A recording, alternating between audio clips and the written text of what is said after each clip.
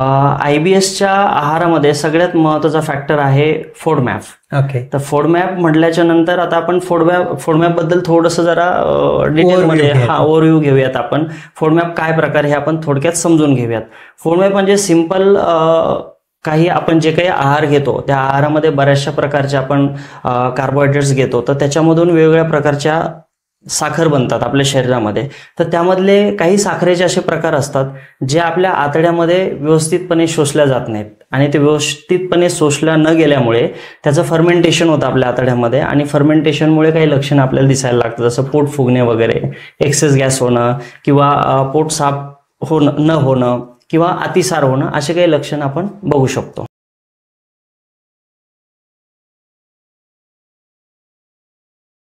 नमस्कार, पुन्हा एकदा तुमचं गटफिट क्लबमध्ये मनपूर्वक स्वागत आहे.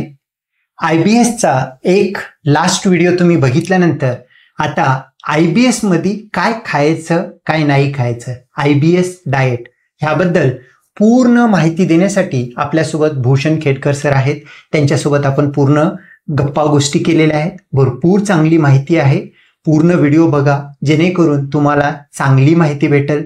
तरी जाता जाता एक विनंती आहे, आमचे व्हिडिओ भरपूर लोक बघतात आणि 5% पेक्षा जास्त सबस्क्राईब केलेले नाहीत.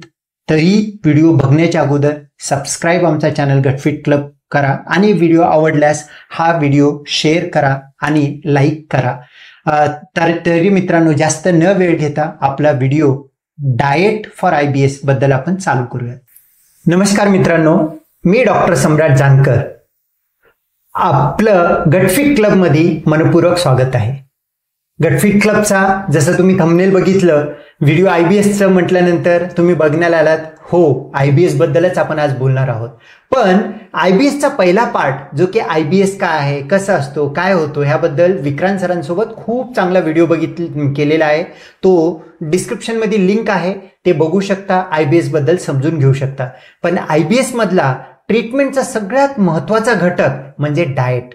काय खायचं काय नाही खायचं हे समजणं खूप गरजेचं आहे. त्यानंच IBS बऱ्यापैकी कमी होऊ शकतो आणि तुम्हाला बरं वाटू शकतो.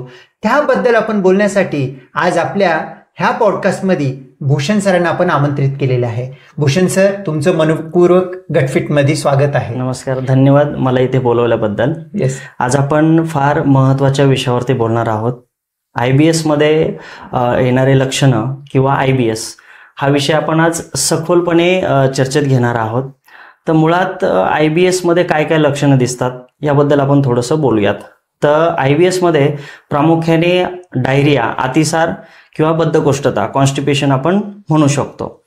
तर हे लक्षणं, याच्या व्यतिरिक्त काही लक्षणं जे असतात ते पोट फुगणे किंवा एक्सेस गॅसेस होणे किंवा ढेकर येणं वगैरे, असे अनेक लक्षणं त्याच्या सोबतीला आपल्याला बघायला मिळू शकतात. तर या लक्षणामुळे होतं काय की बरेचसे पेशंट दिवसभर डिस्टर्ब असतात किंवा त्यांना कंटिन्युअसली काही ना काही खाल्ल्याच्या नंतर डिस्कम्फर्ट जाणवत असतो. तर त्या डिस्कम्फर्टमध्ये ते जे आहार घेत असतात त्या आहाराचा सगळ्यात मोठा रोल येतो.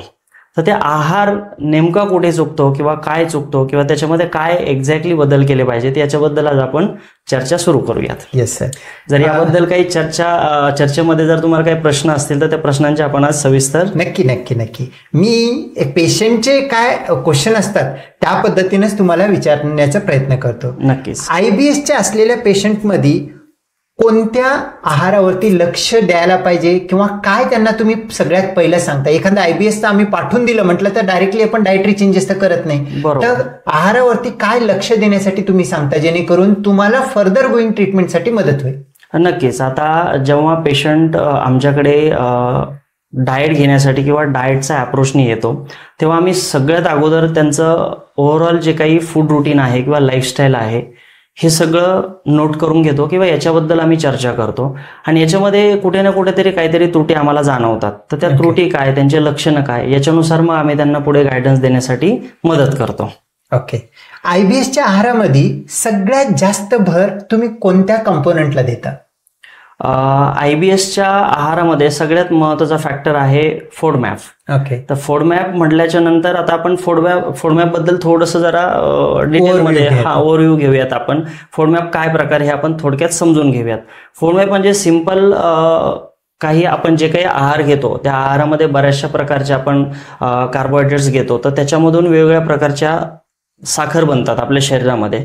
तर त्यामधले काही साखरेचे असे प्रकार असतात जे आपल्या आतड्यामध्ये व्यवस्थितपणे शोषल्या जात नाहीत, आणि ते व्यवस्थितपणे शोषल्या न गेल्यामुळे त्याचं फर्मेंटेशन होतं आपल्या आतड्यामध्ये, आणि फर्मेंटेशनमुळे काही लक्षणं आपल्याला दिसायला लागतात, जसं पोट फुगणे वगैरे, एक्सेस गॅस होणं, किंवा पोट साफ न होणं, किंवा अतिसार होणं, असे काही लक्षण आपण बघू शकतो. म्हणजे तो पर्टिक्युलर हाय फॉडमॅप असलेले आहार घेतलं, पर्टिक्युलरली आयबीएस सगळ्या पेशंटनी फॉडमॅप डाएट म्हणून लो फॉडमॅप घेणं होऊ नये हे सांगणं गरजेचं आहे. नक्कीच. तर आयबीएसच्या पेशंटमध्ये ज्या पेशंटमध्ये जे कार्बोहायड्रेट पचायला पाहिजे, हाय फॉडमॅप असलेले पचायला पाहिजे, पचन होत नाही किंवा डायजेशन होत नाही, म्हणून त्यांच्यामध्ये भरपूर प्रॉब्लेम येतात. त्यामुळे आपल्याला फॉडमॅपचे डाएट काय देतोय, कमी काय करायचं हे सांगण्यावरती तुम्ही भर देता असं म्हणायचं का सर? नक्कीच नक्कीच नक्कीच. सगळ्यात महत्वाचा असतो की डॉक्टरांकडे गेलो, पोट फुगायला करायला आणि आयबीएस सारखं वाटतं म्हटलं की पेशंट स्वतः आयबीएसची डाएट ऑनलाईन चॅट जीपीटी गुगलवरती घेतो आणि स्वतः चेंजेस करायला चालू करतो. हे कितपत योग्य आहे? नाही, हे अगदी चुकीचं आहे. याचं कारण असं आहे की त्याला कुठला तरी एक सायंटिफिक बेस असणं फार गरजेचं आहे, कारण आयबीएस ह्या प्रत्येक व्यक्तीने त्याचे लक्षणं बदलतात. प्रत्येक व्यक्तीचे जे काही लक्षणं कशा आहेत हे अगोदर बघणं गरजेचं आहे, आणि त्याच्यानुसार त्याचा जो एलिमिनेशनचा पार्ट आहे हा एका एक्सपर्टच्या गायडन्सच्या अंडरच करणं गरजेचं असतं. जर त्याच्यामध्ये काही चुका झाल्या तर सिम्पटम्स अजून जास्त वर्स्ट होण्याची शक्यता असते, आणि असा अनुभव बऱ्याच वेळा आम्हाला बघायला मिळतो. जर का आयबीएसचं डाएट असेल तर प्लेन प्रिस्क्राईब डाएट आहे म्हणून काहीतरी चालू करणं हे योग्य नाही. आयबीएसचं जर का डाएट असेल तर तुम्ही एक प्रॉपर जो गट स्पेशलिस्ट डायटिशियन असतात, गॅस्ट्रोएंट्रोलॉजिस्टला इतका वेळ नसतो एक्सप्लेन करण्यासाठी. हा फॅक्ट आहे, याच्यामध्ये मला वाईट वाटून घेण्याचं किंवा विक्रांत सरांना वाईट वाटून घेण्याचा काही संबंध नाहीये, पण ह्याच्यामध्ये डायटिशियनचा रोल खूप मोठा आहे.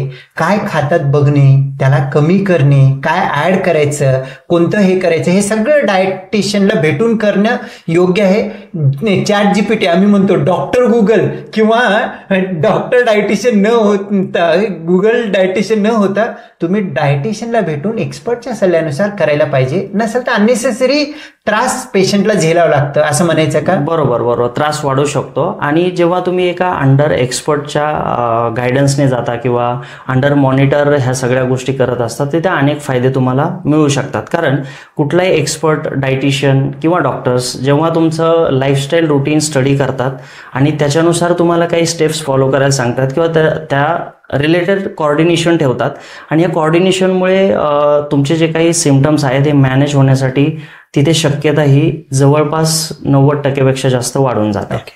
आता डाएट ज्या वेळेला म्हणतो आयबीएस मध्ये, ह्याच्यामुळे लक्षणं पेशंटला आजार नाहीये.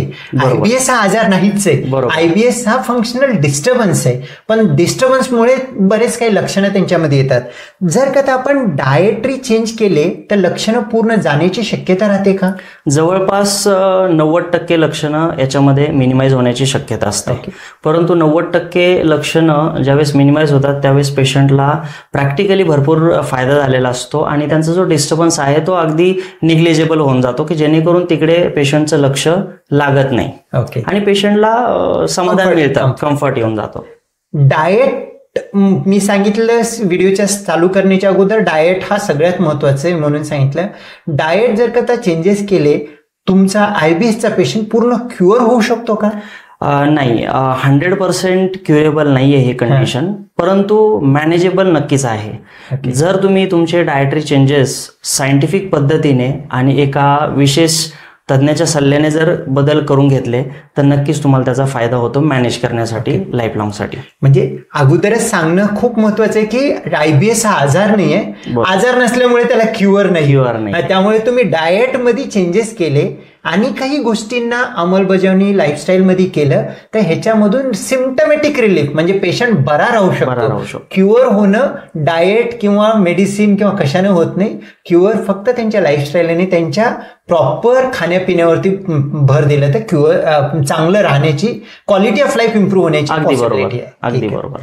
एखादा आयबीएस पेशंट जर का तुम्ही बघितलं, कॉमन ट्रिगर होणारे फूड कोणते असतात?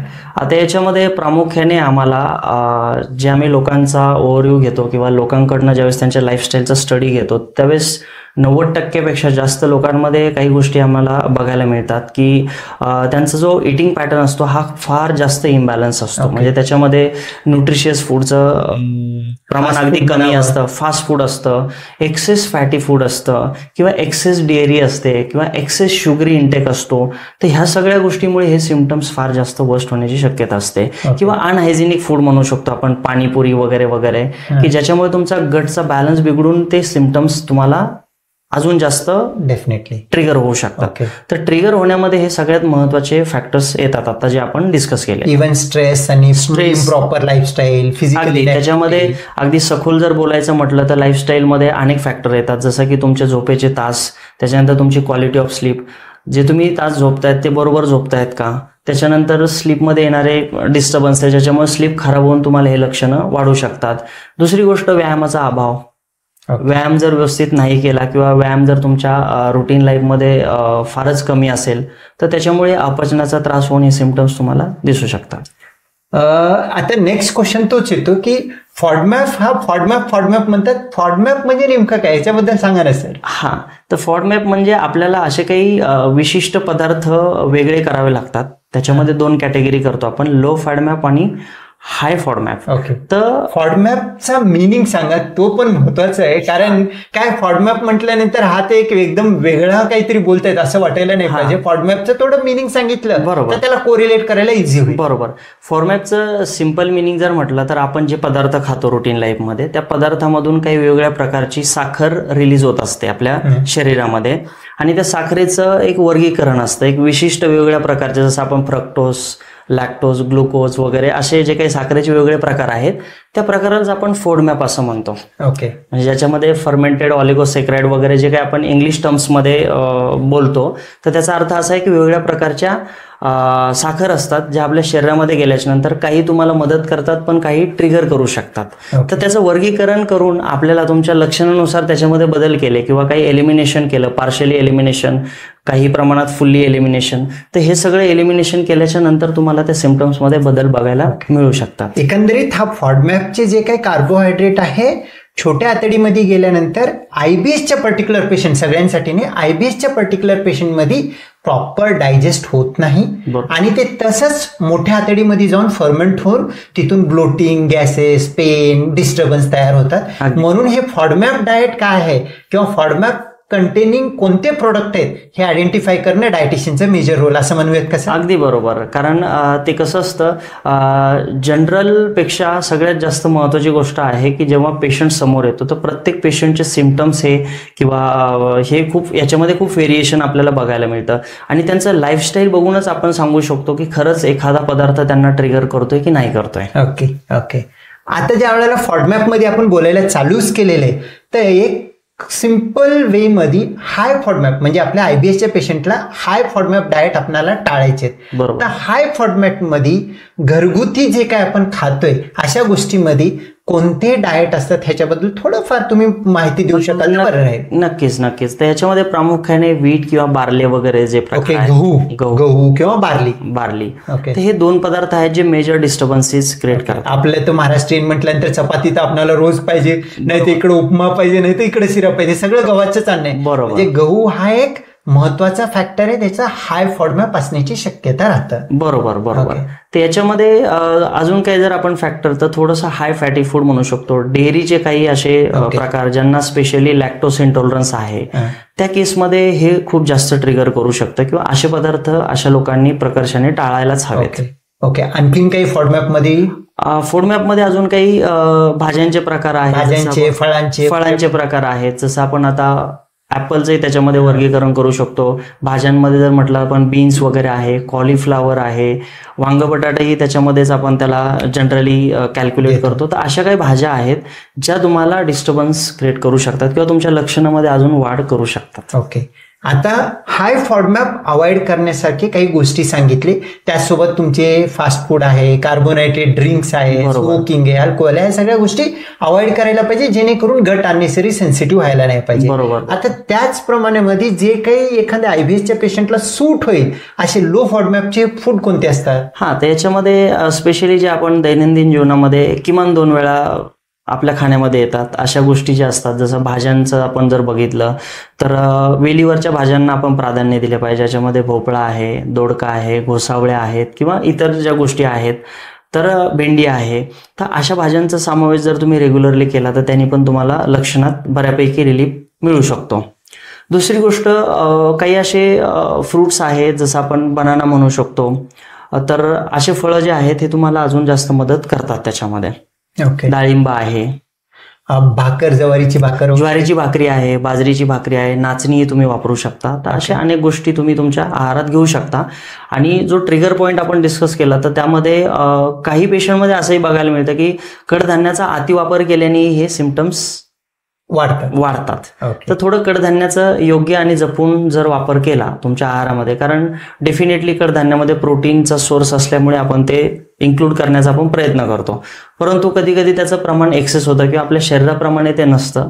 त्याच्यामुळे अशा डिस्टर्बन्सेस क्रिएट होऊन त्याच्यावर जर थोडं लक्ष ठेवलं तरी आपल्याला बदल बघायला मिळू शकतो. आता हाय फॉर्मॅट डाएट म्हटलं की गुगलवरती भरपूर भेटतं. बरोबर. जर सगळंच महाराष्ट्रीयन आपल्या खाण्यामधलं हाय फॉर्मॅट काढून ठेवलं तर खायला काही राहणारच नाहीये. इन दॅट सिनारिओ पेशंटला तुम्ही असेच कसं करता? सगळे हाय फॉर्मॅट डाएट बंद करा म्हणून सांगता का जी गोष्ट त्याला सूट होत नाही ती गोष्ट कमी करण्याचा प्रयत्न करता? काय तुमचा अप्रोच असतो? हा, नक्कीच. आता आम्ही सगळ्यात अगोदर आमच्याकडे पेशंट आल्याच्या नंतर त्यांचं डिटेल लाईफस्टाईल स्टडी करतो. त्यांच्या झोपण्याच्या उठण्याच्या वेळेपासून ते दिवसभरात किती पाणी पितात, व्यायाम करतात किंवा नाही करत, त्याच्यानंतर ते काय काय खातात, त्याच्या पूर्ण नोट्स घेतो आणि त्या नोट्सनुसार त्यांना काय लक्षणं आहेत हे आम्ही सर्व डिटेलमध्ये जाणून घेतल्याच्या नंतर त्यांना काही आम्ही कस्टमायझेशन किंवा त्याच्यामध्ये काही बदल सुचवतो. आणि ते बदल सुचवल्याच्या नंतर त्यांना आम्ही एक डायरी पण मेंटेन करायला सांगतो. त्या डायरीमध्ये त्यांना प्रामुख्याने हे सांगतो की कुठले असे फूड आहेत ज्या फूडमुळे तुम्हाला ट्रिगर पॉईंट्स येतात किंवा कुठले असे फूड आहेत ज्याच्यामुळे तुम्हाला रिलीफ मिळतो. आणि याचा एकदा इंडिव्हिज्युअल स्टडी झाला की मग त्या पेशंटप्रमाणे ते लक्षणं बघून आपण त्यांना पुढे तसं कंटिन्यू गाईड करत राहतो. आणि एक विशिष्ट टाइम पिरियड पर्यंत ज्यावेळेस आपण त्यांना गाईड करतो तर बरेच असे पेशंट बघायला मिळतात की ज्यांना जवळपास 70-80% जास्त रिलीफ नंतर. वंडरफुल. म्हणजे हाय फॉर्मॅट बंद करा हा एक जे नॉर्मल रुटीन आपण बोलतो असं नसून टेलर्ड, म्हणजे पेशंटला काय सूट होतो. बरोबर. काही काही पेशंट असतात की आयबीएस म्हणून तर आहे पण गव्हाचं अन्न खाल्लं तर काही होत नाही. काही काही पेशंट आयबीएस आहे, लॅक्टोज इंटॉलरन्स नाहीये, दूध पिलं तर काही होत नाही. जसे की आपण पंजाबमधून वगैरे राहिलेले पेशंट तिकडे असतात त्यांना बघितलं, त्यांना तर काही होत नाही दूध पिल्यामुळे. त्यामुळे ब्लँकेट हाय फॉर्मॅट बंद करा हा कॉन्सेप्ट घेऊन आयबीएसची पेशंटनी गेलं तर खायला काही राहणार नाही आणि मायक्रोन्यूट्रिएंट डेफिशियंट. बरोबर. त्यामुळे आयबीएस पेशंटनी एक गायडेड, एक एक्सपर्टच्या अंडरमध्ये गायडेड काय कमी करायचं ते बघून त्या हिशोबाने कमी जास्त करायला पाहिजे असं म्हणूयात का सर? नक्कीच सर, नक्कीच. कारण आता कसं आहे, आपण डाएट, आता फूडमॅप, आयबीएस याच्याबद्दल तर बोललो, पण बरेच लोक असे बघायला मिळतात आम्हाला कन्सल्टेशनमध्ये की त्यांना डाएटची जी बेसिक कन्सेप्ट आहे तीच क्लिअर नसते. बऱ्याच लोकांचं म्हणणं असतं की काहीतरी विशिष्ट लेबल डाएट वगैरे फॉलो करणं, किटो डाएट म्हणा किंवा विशिष्ट अनेक प्रकारचे डाएट लेबल्स आपण बघतो. तसंच फूडमॅप हा एक लेबलच आहे.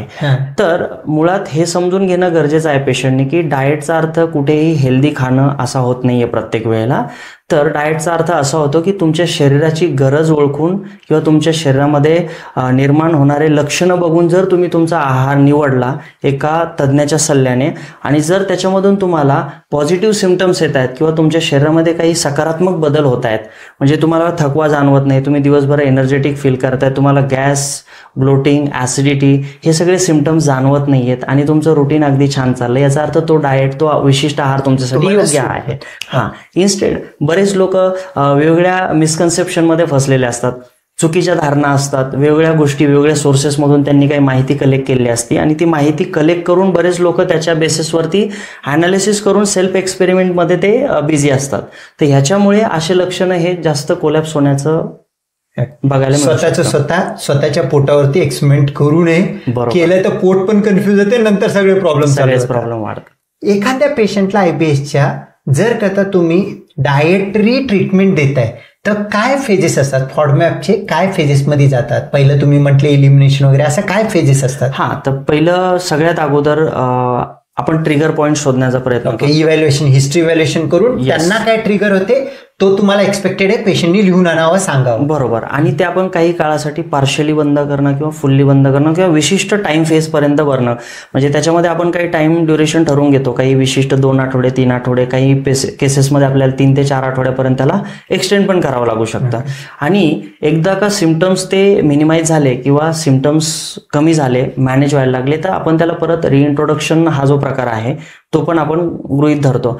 रिइंट्रोडक्शनमध्ये काय करतो की जे फूडमुळे त्यांना अगोदर त्रास होतात त्याचं प्रमाण पूर्वी काय होतं आणि आता काय आपण त्यांना देणार आहोत, ह्या दोन्हीमधला फरक पण एकदा व्हेरीफाय करून घेतो, जेणेकरून त्यांना फ्युचरमध्ये परत प्रॉब्लेम जाणवायला नको. आणि एकदा का आपल्याला कन्फर्मेशन मिळालं यातून की विशिष्ट असे फूड आहेत की जे काही टक्केवारीमध्ये घेतल्याच्या नंतर त्रास वाढू शकतो, बरोबर, तर त्याची ती टक्केवारी आपण त्यांना ठरवून देतो की तुम्ही एखादा विशिष्ट पदार्थ खाऊ शकता. 100% एलिमिनेशन करण्याच्या ऐवजी तुम्ही एका विशिष्ट प्रमाणात खा, जेणेकरून तुम्हाला ते खाण्याची इच्छाही तुमची पूर्ण होईल आणि त्याने तुम्हाला त्रासही होणार नाही. तर असा एक प्रॅक्टिकल अप्रोच आपण म्हणजे एकदा असेस करणं, ट्रिगर काढणे, इलिमिनेट करणे आणि नंतर जसं जसं त्यांना सुटेबल आहे तितक्या अमाऊंट मध्ये रिइंट्रोड्यूस करणे, म्हणजे हे खूप मोठा लांब प्रोसेस आहे म्हणायचं. अगदी. तर याच्यामध्ये पेशन्स सगळ्यात महत्वाची गोष्ट आहे. Patience and persistence. म्हणजे पेशन्स फक्त ठेवून मी काही फॉलो करत नाही चालणार नाही, तुम्हाला फॉलो पण करायचंय, पर्सिस्टंटली त्या गायडन्सच्या अंडरमध्ये ट्रीटमेंट पण करून घ्यायचंय आणि थोडंसं पेशन्स ठेवायचंय, कारण हे 2 दिवसात बरं होणार आजार नाही, याला वेळ लागणार आहे आणि वेळेला ऑप्शन नाहीये. अगदी बरोबर. मेडिसिन सोबत वगैरे प्रॉपर डाएट, प्रॉपर टाइम देऊन पेशंटली करणं गरजेचं आहे. फारच जास्त. प्रत्येक आयबीएसच्या पेशंटमध्ये डायटरी ट्रिगर वेगळा वेगळा असतो, प्रत्येकाला सेम ट्रिगर नसतो. बरोबर. आता एखादा पेशंट जर का तो तुमच्याकडे आला तर त्याचा ट्रिगर कसा समजून घेता तुम्ही त्याच्यावरती, म्हणजे बॅकवर्ड तुम्ही जसं सांगितलं पहिले हिस्ट्री टेकिंग, एलिमिनेशन, रिइंट्रोडक्शन आणि पर्सनलायझेशन, ह्या 4 स्टेपमध्ये तुम्ही तुमची ट्रीटमेंट करता. बरोबर. तर प्रत्येक पेशंटचा ट्रिगर काय आणि ते कसं एलिमिनेशन करायचं ह्याच्यावरती तुम्ही कसं काम करता? बरोबर. तर आता याच्यामध्ये सगळ्यात महत्त्वाचं ज्यावेळेस पेशंटचा जो करंट डाएट असतो, तो करंट डाएट आम्ही अगोदर आमच्याकडे नोट्स करून घेतो आणि त्याच्यानुसार आम्ही त्याला काही बदल सुचवतो. आता हे बदल सुचवल्याच्या नंतर सगळ्यात अगोदर ट्रिगर पॉईंट शोधण्यासाठी आपण त्यांना काही अशी त्यांच्यासाठी एक वेगळी मेथड आपण बनवलेली आहे, जे फूड डायरी म्हणतो. राईट, फूड डायरी वगैरे. तर त्याच्यामध्ये आपण त्यांना त्या फूडला एक रेटिंग देतो 1 to 10 मध्ये. 10 म्हणजे गुड स्कोअर किंवा अगदी 1 म्हणजे लो स्कोअर, म्हणजे काही सिम्पटम नाहीये, एखाद्याला गॅस पेन वगैरे होत असेल, काही सिम्पटम नाही म्हणजे आपण त्याला 1 म्हणूया. सिव्हिअर त्रास होतोय, असंही नाही होते, डॉक्टरांना जाऊन दाखवावं लागतंय असं असेल तर त्याला 10 म्हणूया. असे 1 to 10 आपण. बरोबर. तर त्या रेटिंगच्या बेसिसवरती आपण त्याचा काही विशिष्ट आठवड्यांचा किंवा विशिष्ट दिवसांचा डेटा कलेक्ट करतो आणि तो डेटा कलेक्ट केल्याच्या नंतर त्याच्याशी संबंधित आपण त्यांच्यासोबत चर्चा करून तसे बदल त्यांना सुचवतो आणि ते बदल सुचवल्याच्या नंतरही आपण त्याला परत मॉनिटर करून त्याच्यामध्ये तसे बदल, म्हणजे ते गरजेनुसार बदल करणं फार जास्त गरजेचं असतं की कसे सिम्पटम्स इम्प्रूव्ह होतात. आता एखाद्या व्यक्तीमध्ये जर पूर्वी आपल्याला स्कोअर बघायला मिळाला 10 एखाद्या विशिष्ट फूडबद्दल आणि तो विड्रॉ करून किंवा त्याचं प्रमाण कमी करून किंवा त्याच्यासोबत विशिष्ट काही कॉम्बिनेशन करून जर आपण फूड दिलं आणि जर त्या फूडचा जर स्कोअर जर आपल्याला 10 पासून जर खाली 5 पर्यंत जर बघायला मिळाला, याचा अर्थ त्याला कुठेतरी ती मदत होते असं समजून आपण प्रॅक्टिकल अप्रोच देऊन त्यांना तसा डाएटमध्ये बदल सुचवतो किंवा त्यांच्या डाएटमध्ये त्या गोष्टी आपण फिक्स करतो. ओके. म्हणजे एखाद्या गॅस्ट्रोएंट्रोलॉजिस्टनं तुम्हाला आयबीएस जर का लेबल केलेलं इरिटेबल बाउल सिंड्रोम, खरोखर म्हणजे आयबीएस पेशंटला इरिटेट नाही करत, गॅस्ट्रोएंट्रोलॉजिस्टला पण इरिटेट करतं, कारण त्याला ट्रीटमेंट करण्यासाठी ऑप्शन नाहीये. मग जर का तुम्हाला आयबीएस गॅस्ट्रोएंट्रोलॉजिस्टनं किंवा पोट विकार तज्ज्ञ, पचन संस्थेचे तज्ज्ञांनी जर का तुम्हाला डायग्नोसिस केलेलं आहे तर नेक्स्ट तुमचा ऑप्शन ज्या वेळेला डायटिशियनला भेटायचंय त्यावेळेला त्यांनी फूड डायरी करावा असं सांगूयात का, जेणेकरून त्या फूड डायरीमध्ये ऍटलिस्ट 3 ते 4 आठवडे तुम्ही काय खाता, काय खाल्ल्यानं तुमचे सिम्पटम वाढतात, जे की 1 ते 10च्या स्केलमध्ये तुम्ही सांगितले. सिम्पटम मिनिमल आहेत, 1 सिम्पटम सिव्हिअर आहेत, 10 असं म्हणूया. काय खाल्ल्यानं वाढतं आणि कन्सिस्टंटली नेक्स्ट 3 to 4 वीक 3 ते 4 आठवड्यापर्यंत तुमचं कसं आहे त्या डाएट सोबत, हे डायरी तुम्ही घेऊन डायटिशियनकडे गेलं तर डायटिशियनला तुम्हाला मॅप करण्यासाठी, म्हणजे काय खाताय, काय प्रॉब्लेम करताय, काय इल्युमिनेट करायचं हे मॅप करण्यासाठी इझी होईल कसं? नक्कीच नक्कीच फार मदत होते. कारण आपल्याला ट्रिगर पॉईंट जर शोधायचा असेल तर काय नेमकं पेशंटच्या बाबत घडतंय याचा डेटा असणं फार गरजेचं आहे. कारण आपण कुठल्याही अंदाजे यावरती आपण कुठलं ऍक्शन घेणं हे चुकीचं ठरू शकतं. यांनी सिम्पटम्स होऊ शकतं जे बरे व्हायचे ते अजून वाढू पण शकतात. नक्की वेस्टर्नमध्ये डायटिशियनचे डाएटच्या ट्रीटमेंटमुळे खूप फरक पडतो. कारण तिथले लोक फक्त खाण्याची फूड डायरी नाही ठेवत, स्टूल डायरी सुद्धा ठेवतात की मोशन झालेलं कोणतं झालं, कोणतं शेप झालं, किती वेळ झालं, जेणेकरून त्या दोन्हीला कंबाईन करून IBS ट्रीटमेंट करणं डायटिशियनला वेस्टर्न लाईफस्टाईलमध्ये खूप सोपं पडतं. पण आपल्याजवळ ॲटलिस्ट आपण ह्यांना रिक्वेस्ट करूया की IBSची ट्रीटमेंटसाठी कोणत्याही डायटिशियनकडे जात असेल फूड डायरी तर कमसे कम घेऊन जा. आणि जर जमल्यास फूड डायरीच्या खाली स्टूल डायरी सुद्धा मेन्शन जर का करून घेऊन गेले तर डायटिशियनला इझी होईल. अगदीच ते कारण हे करणं हे सर्व पेशंटच्याच फायद्यासाठी आहे. कारण पेशंट जेवढं ट्रॅक रेकॉर्ड बेटर मेंटेन करेल तेवढे त्याच्यामध्ये इम्प्रूव्हमेंट आपल्याला लवकर बघायला मिळू शकते. किती वेळ मोशन झालं, बरोबर, ब्रिस्टल स्कोरिंग काय आहे, म्हणजे एकदम कडक आहे 1 किंवा एकदम पातळ आहे 7, ह्यापैकी ब्रिस्टल स्कोरिंग काय झालं, ह्या 2-3 गोष्टी जर का घेऊन गेलं तर इझी होईल. आपण एक काम करूया सर, ह्या व्हिडिओच्या खाली आपण एक लिंक देऊया ज्याच्यामध्ये त्यांना फूड डायरी आणि स्टूल डायरी मराठीमधून इझिली प्रिंट करून लिहून ठेवण्यासाठी इझी होईल तसं एक लिंक पण देण्याचा प्रयत्न करूया. नक्कीच नक्कीच. ओके. आणि जर का एखादा पेशंट IBS आहे, प्रिडॉमिनंटली कॉन्स्टिपेशन, आपण दोनच IBSला पकडून चालू आहे. प्रिडॉमिनंटली कॉन्स्टिपेशन बद्धकोष्ठताचा आहे आणि दुसरा एक IBSचा पेशंट आहे प्रिडॉमिनंटली डायरिया असं आहे. त्या दोन्हीमध्ये तुम्ही डाएट रिकमेंडेशन कसं करता? आता याच्यामध्ये मुळात आपण आता कॉन्स्टिपेशन किंवा बद्धकोष्ठता या मुद्द्यावरती अगोदर बोलूयात. तर बद्धकोष्ठतेमध्ये आपण फायबरचा इंटेक अगोदर चेक करून घेतो की समोरच्या व्यक्तीला किंवा समोरच्या पेशंटला जर बद्धकोष्ठता खूप फ्रिक्वेंटली किंवा जास्त प्रमाणात जाणवत आहे तर त्याचं फायबर घेण्याचं प्रमाण किती आहे. जर अगदी कमी असेल तर त्याचं हळूवारपणे आपण ते प्रमाण वाढवतो आणि ते प्रमाण वाढवल्याच्या नंतर त्याचे सिम्पटम्स पण आपण मेजर करतो. जर त्याला रिलीफ मिळतोय तर त्याच्या टॉलरन्सच्या नुसार आपण त्याचा फायबर इंटेक करेक्ट करून मग त्याला डाएट तसा डिझाईन करून देतो. तर याच्यामध्ये जर का त्यांचे सिम्पटम्स मॅनेज झाले तर समजून घ्यायचं की त्यांना तो डाएट लागू पडलेला आहे. अशा पद्धतीने आपण बद्धकोष्ठता हा जो प्रकार आहे त्याच्यातला हा या पद्धतीने ट्रीट करतो. आणि डायरियामध्ये, आणि जेव्हा डायरिया असतं तर डायरियामध्ये सिंपल आहे की स्टूलची जी बांधणी आहे ती व्यवस्थित होत नसते. तर मग स्टूलची बांधणी का होत नाहीये किंवा डाएट रिलेटेड असे कुठले फॅक्टर्स आहेत ज्याच्यामुळे तिथे अडचण येते हे शोधून आपण काही पदार्थ त्यांना रेकमेंड करतो जेणेकरून त्यांच्या स्टूलची बांधणी व्यवस्थित झाली पाहिजे. आणि ती बांधणी व्यवस्थित होण्यासाठी होऊ शकतं कधी कधी एक्सेस फायबर हे आरोग्यासाठी चांगले असतात म्हणून बरेच पेशंट एक्सेसिव्ह फायबर घेतात, त्याच्यामुळे पण डायरिया वगैरे हा जाणू शकतो. काही फ्लोटिंग डायरिया कॉमनली होतो. बरोबर. आता तुम्ही फायबरच सांगितलं तर ब्लँकेट फायबर म्हणूयात का सॉल्युबल फायबर बेटर आहे IBS मध्ये म्हणूयात? आणि जर का सॉल्युबल म्हटलं तर सॉल्युबल इनसॉल्युबल नेमकं कोणते कोणते आहारामध्ये फायबर असतात त्याच्याबद्दल थोडं सांगा. नक्कीच नक्कीच. याच्यामध्ये सोल्युबल फायबरचा रोल जास्त येतो तुमचा स्टूल सॉफ्ट करण्यासाठी किंवा त्याला बांधण्यासाठी वगैरे. आणि इन्सोल्युबल फायबर आहेत जे तुमचं स्टमक क्लिअर करण्यासाठी किंवा एक प्रकारचं त्याला थ्रो करण्यासाठी मदत करतात. तर याच्यामध्ये प्रामुख्याने जर काही फ्रूट किंवा काही फूडचं जर आपण समावेश करायचं म्हटलं तर जसं ओट्स आहेत, त्याच्यानंतर फ्रुट्समध्ये आपण पपाया वगैरे यासारखे फळं, केळी वगैरे, ह्या फळांचा आपण समावेश करू शकतो. काही असे फर्मेंटेड फूड आहेत, इडली आहे किंवा डोसा वगैरे आहे, परंतु हे होममेड असणं फार गरजेचं आहे. तर अशा पदार्थांचा जर आपण समावेश केला तर तुमची गट हेल्थ किंवा ओव्हरऑल तुम्हाला जे काही सिम्पटम्स जाणवतात हे मेंटेन करण्यासाठी बऱ्यापैकी मदत मिळू शकते. ओके.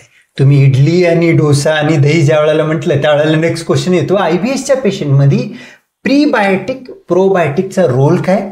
आणि महत्वाचं म्हणजे प्रीबायोटिक म्हणजे काय, प्रोबायोटिक म्हणजे काय, आणि त्याचे कॉमन कोणत्या गोष्टीमध्ये असतं ह्याच्याबद्दल थोडंसं सांगू शकाल का? नक्कीच नक्कीच.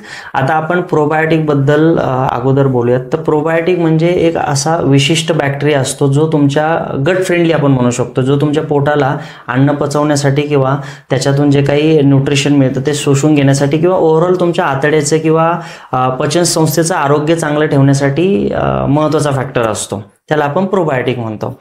परंतु प्रोबायोटिक ची जी काही पॉप्युलेशन आहे ती चांगली मेंटेन होण्यासाठी त्यालाही काही विशिष्ट खाद्याची गरज असते आणि ते खाद्य म्हणजे प्रिबायोटिक असतं. प्रिबायोटिकमध्ये आपण आता प्रिबायोटिक बद्दल जर बोलायचं म्हटलं तर काही असे विशिष्ट फायबरचे प्रकार आहेत किंवा काही विशिष्ट फूड आहेत ज्याच्यामधून ते आपल्याला इझिली मिळतं, जसं गार्लिक आहे, अनियन वगैरे आहे. तर अशा पदार्थामधून प्रिबायोटिक आपल्याला इझिली मिळतं, अवेलेबल. यस. ओके सर, पाणी किती लागतं आयबीएसच्या पेशंटमध्ये? खूप हायड्रेटेड ठेवावं, काय ठेवावं? रिकमेंडेशन वॉटरचं काय देता? नक्कीच. एक जनरली जर आपण विचार केला तर एक योग्य प्रमाणात पाणी असणं गरजेचंच आहे. जसं की 2 ते 2.5 किंवा किमान 2-2.5 लिटर तरी मिनिमम असायलाच पाहिजे, घ्यायला पाहिजे, जेणेकरून मोशन साफ होईल. अगदी बरोबर. पण डिपेंड करतं पेशंटला सिम्पटम्स काय. जर बद्धकोष्ठता जर जास्त प्रमाणात असेल तर मी असं म्हणेल 2.5 लिटरचं आपण 3 ते 3.5 लिटर वरती पण शेणं गरजेचं आहे. काही पेशंट असे बघायला मिळतात की जे एक्सेस वॉटर वगैरे घेतात, which is also not good. तर ते आपण बघून त्याला तसं सल्ला. इलेक्ट्रोलाइट डिसइलेक्ट्रोलाइट मिळणे होतो, बरोबर. कारण शोधणं गरजेचं आहे. कॉन्स्टिपेशन आयबीएस होतंय म्हणून नुसतं पाणी पिल्याने बरं होणार नाही. आणि खाण्याचे टायमिंग काही मॅटर करतात का आयबीएस मध्ये? खूप जास्त मॅटर करतात सर. खाण्याच्या तुमच्या सवयी हा सगळ्यात महत्त्वाचा भाग येतो. कारण बऱ्याच पेशंटमध्ये असं बघायला मिळतं की ते वेळेवरती जेवत नाहीत किंवा जरी जेवले तरी त्यांचे टायमिंग फार मागे पुढे असतात आणि खाल्लं की एकदाच बकासूर असं सगळं, अगदी ओव्हर इटिंग करणं म्हणा किंवा अगदीच काहीतरी चुकीचं खाणं, असे प्रकार बघायला मिळतात. प्रामुख्याने अशा लोकांमध्ये आयबीएस जास्त ट्रिगर बघायला मिळतो जे लोक नाश्त्याचे, दुपारचे जेवणाची किंवा रात्री जेवणाची वेळा पाळत नाहीत. म्हणजे कधी जेवलं तर कधी सकाळी 9लाच नाश्ता करतील, कधी नाश्ताच करणार नाहीत. तोच नाश्ता कधी 11ला करतील, कधी रात्री 1ला झोपतील, कधी सकाळी 7ला उठतील, 5ला उठतील किंवा याच्यामध्ये येणारे जे व्हेरिएशन्स आहेत हे प्रामुख्याने आपल्याला बघायला मिळतात. ओके.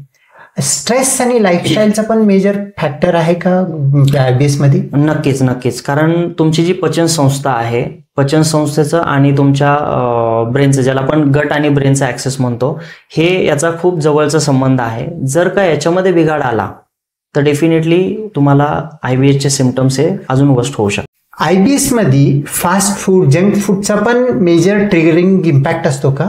नक्कीच. कारण आयबीएस म्हटलं की कुठेतरी आतड्यांमध्ये येणारा डिस्टर्बन्स असतो, बरोबर. तर आतड्यांना डिस्टर्ब करणारे किंवा पोटाला डिस्टर्ब करणारे जे पदार्थ असतात त्याच्यामध्ये प्रामुख्याने येतात तुमचे जंक फूड, वडापाव, मिसळ, जे बाहेरचे पदार्थ, पॅक्ड फूड येतात, ज्याच्यामध्ये आपण म्हणू शकतो की वेगवेगळ्या प्रकारचे वेफर्स खाणं किंवा वेगवेगळ्या प्रकारचे ते भुजिया वगैरे अनेक पदार्थ असे आपल्याला बघायला मिळतात. तर हे पदार्थ तुमच्या गटला इरिटेट करून सिम्पटम्स वर्स्ट करू शकतात. नक्कीच. ओके. आयबीएसच्या पेशंटला जर का बघितलं, ट्रॅव्हल करायला टाळतात कारण त्यांना भीती असतं मला गॅस होणार आहे, खाल्लेलं पचणार नाही. अशा कंडिशनमध्ये जनरल ट्रॅव्हलिंगसाठी तुम्ही गायडन्स काय देता आयबीएसच्या पेशंटला? नक्कीच. आता याच्यामध्ये पेशंट टू पेशंट काही गोष्टी व्हॅरी करतात, पण एक जनरल जर आपण सांगायचं म्हटलं तर काही असे पदार्थ असतात की जे अगदी त्यांच्या पोटाला पचायला व्यवस्थित राहतील. जसं आपण फळामध्ये आपण केळी वगैरे अशा गोष्टी सजेस्ट करतो किंवा काही मखाण्याचे प्रकार असतात जे स्नॅकिंग म्हणून यूज करू शकतो. फुटाणे आहेत, असे पदार्थ आपण त्यांना इन्क्लूड करायला सांगतो की जेणेकरून त्यांना खूप जास्त डिस्टर्बन्स क्रिएट होणार नाही किंवा पोटाचे जे काही डिस्टर्बन्स थोड्याशा कमी होतील. ओके. एखादा आयबीएसचा पेशंट आहे, ते तुमच्याजवळ डाएट काउन्सिलिंगसाठी आलेलं आहे आणि बरेच दिवस झाले, समजा 2 महिने 3 महिने, तुम्ही काही इलिमिनेट केलं, रिइंट्रोड्यूस केलं, पर्सनलाइज केलं, त्यांचे ट्रिगर काढले तरी तो कमी होत नाही. तशा कंडिशनमध्ये तुमचा अप्रोच काय असतं किंवा जनरल पेशंटला गाईडलाईन काय सांगता? नक्कीच. ज्यावेळेस असं आढळून येतं की एखाद्या पेशंटला आम्ही मोर दॅन 3 मंथ्स किंवा 4 मंथ्स हे सर्व एक्सपेरिमेंट करतो सायंटिफिक बेसवरती, एव्हिडन्स बेसवरती, आणि हे सगळं करून झाल्याच्या नंतरही पेशंट सेटल होत नाहीये, अशा वेळेस एक टीम अप्रोच फार महत्त्वाचा असतो. तर टीम अप्रोचमध्ये डायटिशियनचा तर रोल येतोच, सोबत गॅस्ट्रोएंटरोलॉजिस्टचं मेडिकेशन यासाठी, कारण आयबीएस सोबत त्याला काही सिम्पटमॅटिकल रिलीफ लागतो. त्याच्यानंतर काही वेगळ्या काही कंडिशन्स आहेत का, सेलियाक डिसीज आहे किंवा आयबीडी वगैरे आहे, तर हे डॉक्टर प्रॉपर गॅस्ट्रोएंटरोलॉजिस्ट डायग्नोज करून किंवा फर्दर टेस्ट करून ते त्याच्यातून डायग्नोसिस होऊ शकतं. जर तसं काय आढळलं तर त्याच्याशी संबंधित मग तशी ट्रीटमेंट गॅस्ट्रोएंटरोलॉजिस्ट सुरू करतात. त्याच्यासोबत स्ट्रेस मॅनेजमेंटचा जो पार्ट येतो याच्यासाठी आपल्याला टीममध्ये अजून काही लोकांची गरज असते, जसं सायकॅट्रिस्ट वगैरे असतात आणि सायकोलॉजिकल काउन्सिलर असतात, तर यांची मदत पण गरजेची असते आणि ती घेतलेली नेहमी चांगली. कारण हा गट ब्रेन ऍक्सिस म्हणजे ब्रेन सुद्धा इन्व्हॉल्ड आहे. बरोबर. गटची मॉडिफिकेशन करून करून बरं होत नसेल तर होत नाही म्हणण्यापेक्षा सायकोलॉजिस्टचं पण सायकॅट्रिस्टचं पण मदत जर का घेतलं तर कुठंतरी तुमची म्हणजे माकडासारखं फिरणारं जो डोकं हे करते त्याला कुठंतरी काम डाऊन करता आलं किंवा तिथले सुद्धा काही हार्मोनल इम्बॅलन्स नॉर्मल करता आलं तर इम्पॅक्ट चांगलं भेटू शकते असं म्हणूयात का? नक्कीच. कारण आयबीएसच्या पेशंटमध्ये ओव्हर थिंकिंग करणारे लोक पण भरपूर बघायला मिळतात की त्याच्यामुळे त्यांचा आयबीएस ट्रिगर होतो बऱ्याच वेळा. तर या केसमध्ये डाएट मॉडिफिकेशन, गॅस्ट्रोएंटरोलॉजिस्टचा सल्ला, त्याच्यामध्ये येणारे मेडिकेशन आणि तुम्हाला सायकोलॉजिकल काउन्सिलिंग हे जर आपण याला क्लब केलं तर नक्कीच तिथे सिम्प्टोमॅटिक रिलीफ भेटण्यासाठी मदत होऊ शकते. काही रॅपिड फायर क्वेश्चन विचारतो, झटपट क्वेश्चन झटपट आन्सर सांगायचं. नक्कीच. बद्धकोष्ठता असलेल्या पेशंटसाठी सर्वात चांगले पदार्थ कोणते? फळांमध्ये आपण पपाया निवडू शकतो. ओके. आणि अन्न पदार्थांचं जर आपण म्हणालो तर त्याच्यामध्ये आपण काही फर्मेंटेड फूड्स वगैरे पण घेऊ शकतो आणि ओट्स वगैरे पण घेऊ शकतो. अतिसार डायरिया असलेल्या पेशंटमध्ये काय बेटर राहील? दही भात आणि केळी. ओके. गॅसेस खूप होत आहेत अशा पेशंटमध्ये चांगला पदार्थ काय राहील? जिंजर किंवा जिंजर टी. ओके. आल्याचा चहा. आयबीएसच्या पेशंटनी हे टाळायलाच पाहिजे असं काही सांगू शकता कोणती गोष्ट टाळायला हवं? जे हाय फूड मॅपमध्ये येणारे जे आहेत जसं आपण बार्ले किंवा व्हीट वगैरे म्हणू शकतो किंवा डेअरी प्रोडक्ट म्हणू शकतो जे किंवा हाय फॅटी फूड किंवा थोडेसे आपण फास्ट फूड म्हणू शकतो. ठीक आहे. जेवणानंतर लगेचच पाणी पिणे योग्य आहे का? नाही. ऍटलिस्ट किमान 15 ते 20 मिनिटाचा तरी वेळ द्यायला हवा. आयबीएसच्या पेशंटमध्ये सगळ्यात चांगला व्यायाम कोणता? पोटाचा व्यायाम ज्याच्यामध्ये योगा आपण रिकमेंड करतो. चांगला प्रोबायोटिक पदार्थ आयबीएसच्या पेशंटनी खावा असं कोणतं सांगू शकता? दही, ताक, फर्मेंटेड फूड, इडली वगैरे. तणाव कमी करण्यासाठी आयबीएसच्या पेशंटमध्ये काय तुम्ही सजेशन देता? सगळ्यात महत्वाचं मेडिटेशन, योगा आणि थोडंसं म्युझिक थेरपी आपण म्हणू शकतो. लो फॅट मॅप डाएट एकदा चालू केले की लाईफ टाईम चालू ठेवायचं का? नाही, नक्कीच नाही. एकदा सिम्पटम्स तुमचे विड्रॉ झाले तर त्याला परत रिइंट्रोडक्शन करून तुम्ही तो परत कस्टमाइज करून घेऊ शकता. आयबीएसच्या पेशंटमध्ये डाएट सोबत औषधांची गरज कधी भासते? जेव्हा डाएट करून किंवा विशिष्ट लाईफस्टाईल चेंजेस करून तुम्हाला रिलीफ मिळत नाही किंवा आराम मिळत नाही तेव्हा तुम्हाला नक्कीच पुढे जाण्याची गरज असते. अतिशय सुंदर सर, खूप चांगल्या पद्धतीने मराठीमध्ये आयबीएस बद्दल तुम्ही सांगितलं. तर आयबीएस बद्दल जाता जाता ॲज अ डायटिशियन तुम्ही शॉर्टमध्ये काही समराईज फॉर्ममध्ये सांगू इच्छिता का? नक्कीच. आयबीएस जर तुम्हाला तुमचा मॅनेज होत नसेल व्यवस्थित तर सगळ्यात महत्त्वाचं एका तज्ज्ञाचा किंवा एका प्रॉपर आहार तज्ज्ञाचा सल्ला घ्या. आणि ज्यावेळेस तुम्हाला डायग्नोस होतो आयबीएस आहे म्हणून तर तज्ज्ञाकडे जाण्याच्या पूर्वी मेक शुअर की तुमच्याकडे तो डेटा कलेक्ट करणं गरजेचं असतं की तुम्ही काय खाता, स्टूल डायरी किंवा तुम्हाला जे लक्षणं जाणवतात किंवा तुम्ही काय खाता काही नाहीये ते याचे एक संक्षिप्त रूप तुम्ही घेऊन डायटिशियनला भेटू शकता आणि डायटिशियनला भेटल्याच्या नंतर ते तुम्ही सांगून तुमचे जे काही प्रॉब्लेम्स आहेत ते तुम्ही सॉल्व्ह करून घेऊ शकता. अतिशय सुंदर. आणि जाता जाता एक लास्ट, ज्यांनी पूर्ण व्हिडिओ बघितला त्यांच्यासाठी एखादा शब्द आपण सांगूया ज्यांनी टाईप केलं तर आपल्याला कळेल त्यांनी पूर्ण बघितलं. नक्कीच. आयबीएस डाएट एवढा एक शब्द जरी आम्हाला आयडेंटिफाय होईल की तुम्ही आमचा व्हिडिओ पूर्ण बघितलाय किंवा ती पूर्ण माहिती तुम्ही ऐकली आहे. ओके. जाता जाता मित्रांनो, तुम्ही हा पूर्ण व्हिडिओ बघितला असेल, तुम्हाला काही आयबीएस डाएट बद्दल समजून घ्यायचं असेल कमेंट बॉक्समध्ये विचारू शकता किंवा डाएट एक्सपर्ट, गट डाएट स्पेशलिस्ट भूषण सर आहेत. भूषण सर आयबीएसचे पेशंट खूप चांगलं मॅनेज करतात. तुम्ही भूषण सरांना कायझन गॅस्ट्रो केअरमध्ये कनेक्ट करू शकता. आणि आयबीएस डायग्नोज झालं म्हणून स्वतःच्या शरीरावरती स्वतः एक्सपेरिमेंट करू नका. तुमच्या जवळील चांगल्या डायटिशियनला भेटून डाएटची प्रॉपर मार्गदर्शन करा.